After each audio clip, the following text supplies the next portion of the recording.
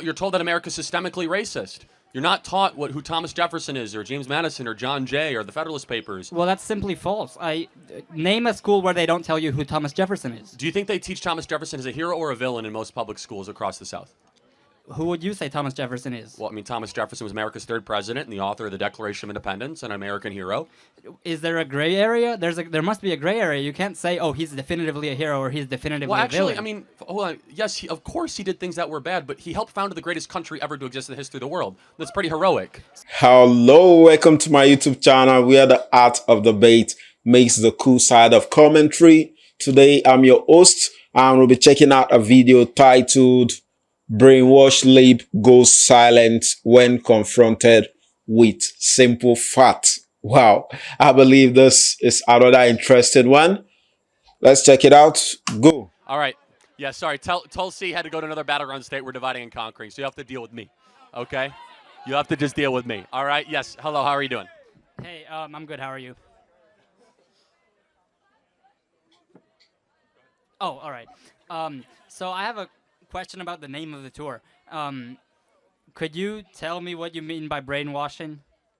Yeah, I mean, traditionally on college campuses, you are being brainwashed, and by brainwashing, you don't allow dissident ideas, different perspectives or worldviews, and typically on campuses, you'll learn some of the worst, most parasitic ideas imaginable. So, Well, even so, I would argue that brainwashing is a little bit of a harsh term. My parents lived in the Soviet Union. My grandparents lived in the Soviet Union. My great-grandparents narrowly avoided. Campuses are very similar to what's happened in the Soviet Union. They are not.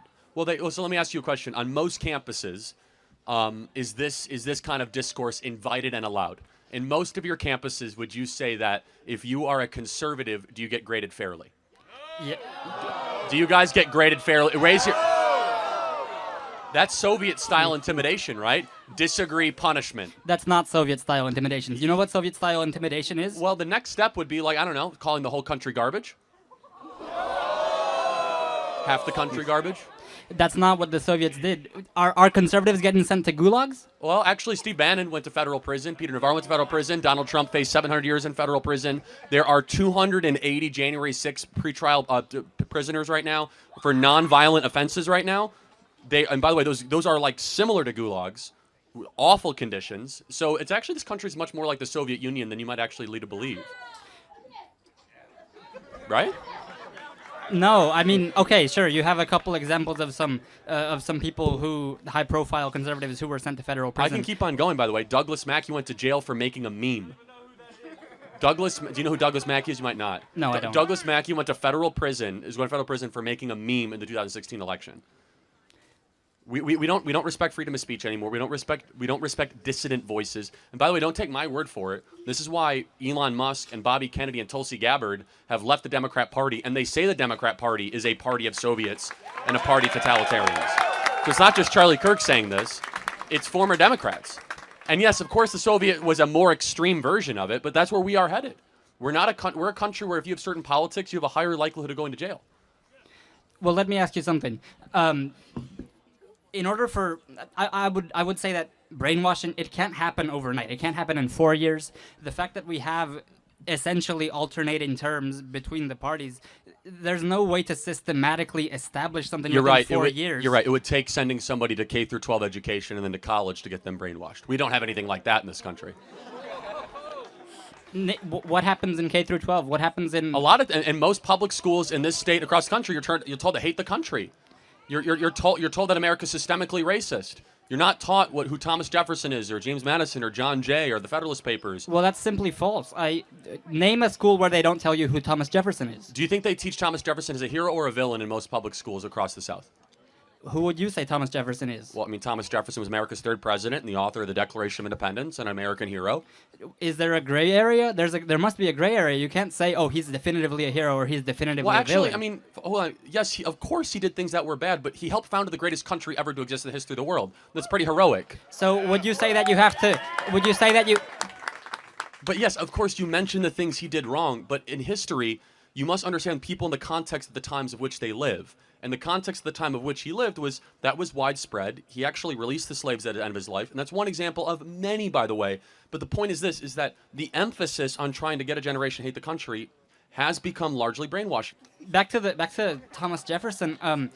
You say that it's based on the norms of the time period. What were there norms in the late 1700s, early 1800s that would have allowed rape of a slave? Sally Okay, Hemings. First of all, that's never been proven. I don't want to go too deep down the Thomas Jefferson hole, but let's just kind of go. What Thomas Jefferson did is he gave you a free society that your parents liked so much that they left the Soviet Union and came to. Thank you, Thomas Jefferson. That's probably worthy of hero Well, status. I'm not yeah? saying that he's entirely a villain either. I'm saying that there's a gray area, and you say, "Oh, well, do they teach him as a hero or a villain?" It doesn't matter. But Do they everyone, teach him as- no, hold on. First of all, they don't. Just so we're clear, they are removing any reference to Thomas Jefferson in curriculum as if he's anything good at all. They say that he shouldn't even be considered as someone worthy. Monticello is now littered with slave references, saying that Thomas Jefferson was this awful person. Well, of course it's littered with slave references. Of course, Monticello, you can't just erase the part of We're history not- that we're you not talking don't like. about- No, erase or emphasize. You see, when we emphasize over things over people's heroic accomplishments, what you're doing is you're diluting the triumph of their contribution to the society, right? And so, okay, yeah, happy to mention it, but can you also mention that a lot of people in history owned slaves, and very few of them started the greatest country ever to exist in the history of the world? And by the way, every society has owned slaves up into America, but America started the end of slavery, thanks to people like Thomas Jefferson, George Washington, James Madison, John Jay, etc. So what is brainwashing? Brainwashing is not letting the other side of the story be told. And I have a serious question. Do you think most college kids, maybe at this campus, yes, could even tell me the preamble of the Declaration of Independence? No. Okay. Do you think that they can name, how many articles of the Constitution are there? 5. 7. No, it's not Trivial Pursuit, right? But I mean, the point is that most people don't know anything about their country. They know nothing about their country. Okay? Yet they know a lot about how America is systemically racist, and they know a lot about how like trans people are like being marginalized, and they can like repeat that climate change is an existential threat to America. Well, repeating that, humanity. repeating one sentence is different from repeating the preamble of a constitution. Do you have the constitution memorized? Well, pretty close. Pretty close. Well, let me ask you something. Does memorizing the preamble? No, of not the memorize. I said first of all, I said the Declaration, but that's a separate issue. But No, the point is that No, you didn't. I'm pretty well, okay. Fine, I could do both if you want me to do both. One Well, of I the don't forcing want you events to was recite it to me, necessary I'm just for asking. one people to dissolve the political bands that have tied them to another, driving from the equal station, driving the power that. You want me to keep going or No, like? you're good. Okay, God, thank you. But yes, so again, this is not Trivial Pursuit. I don't want to spend too much time on this, but the point is this: our education system de-emphasizes the brilliance of America. It makes you feel ashamed to be an American patriot. It prioritizes the most rubbish line of thinking on these parasitic mind ideas, which is involved in brainwashing. Exhibit A, everybody around you thinks they're graded differently because they're conservative. And that is using force to not allow dissident opinions, which is a Soviet tactic. It is totalitarian in nature, right? Well, in that phrasing, yes, but Okay, so maybe I would say maybe that- maybe people are being brainwashed. Let me ask a question on the audience. If you guys spoke out with the Trump hat in class, do you think you'd be graded differently or down? Yes. That's a Soviet country. that's not a Soviet country. No, it's a Soviet-like country. In the Soviet Union, if you were to wear a hat of a dissident, they would disappear you. And now Are they getting disappeared? Well, or I mean- just told they can't well, no, go this- in the library? This is the hold on. That's a that's an int. That's a, by the way, No, I understand. I'm that's just an saying that that's introductory step. What you're saying is you're cheapening down what is now the gateway drug to Soviet totalitarian. Oh, it's okay. They can't go to the library. Oh, well, it's okay. I'm not you're- saying that. I'm just No, saying that you- you're falsely equivalent. No, it's not equivalent. There are gradations of it. Of course, we are not yet at the Stalinistic level of Soviet Europe, but we are closer to that than people would ever realize. Where you can't wear this hat right here in a class without some teacher grading you down, without somebody calling you a terrible name or fearing for your safety. That's not a free society. Wow, what an interesting debate. We can tell the college kid is very ignorant of the fact Charlie is stating. Even at the beginning of the debate, down through to the end of the debate, we can tell he totally disagreed to agree with the point Charlie is stating. I believe people can be brainwashed. It doesn't take years to brainwash people. If people are not being told the truth and you believe what you have been told without doing any proper research, that is simply brainwashing. Just the college kid that is trying to debate with Charlie, we can tell he's been brainwashed because it seems all the fact Charlie is stating, he disagree with all the fact Charlie is stating. Even when Charlie asks, will you be graded differently if you wear a Donald Trump cap? Or will you be graded differently if you are a conservative? The students were saying no. And every other student behind him, the audience, they were all saying yes. Which means he's not even aware of what is happening around him. He's not aware of what is happening in the school. Which also proves the fact that he has been brainwashed. If you are saying people can't be brainwashed, it takes years, it takes 4 years, 5 years, 6 years for you to say people are brainwashed. I believe that is a total lie. If you buy what the society is giving to you, if you believe every word you hear, it basically means you are being brainwashed.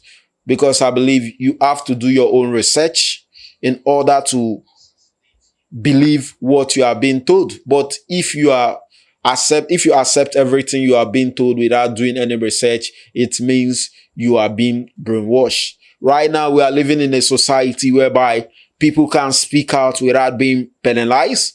And this makes it difficult for free speech because people will be afraid to speak out because they don't know if they are going to be penalized for just expressing their freedom of speech.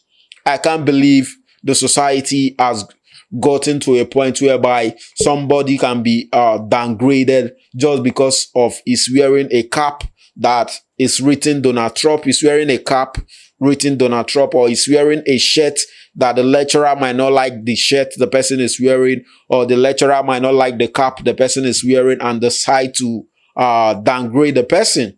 The last time I was watching a video where a student, where Chaleke gave a student the opportunity to express himself about the incident that happened in the school, where a lecturer treated a student in a violent way. The student was putting on a cap about Donald Trump. Then the lecturer took the cap from the student. He threw the cap on the floor and he punched the student. You can tell the type of society we are living right now. And they will get away with that without anybody doing anything about it. I feel people should have the right to express their own freedom without the fear of being penalized for it. Wow. I totally agree with the fact Charlie have stated in this video. Keep the comment coming. Let's get a conversation rolling. Don't forget, click on the subscribe button, click on the like button. Do have a nice day.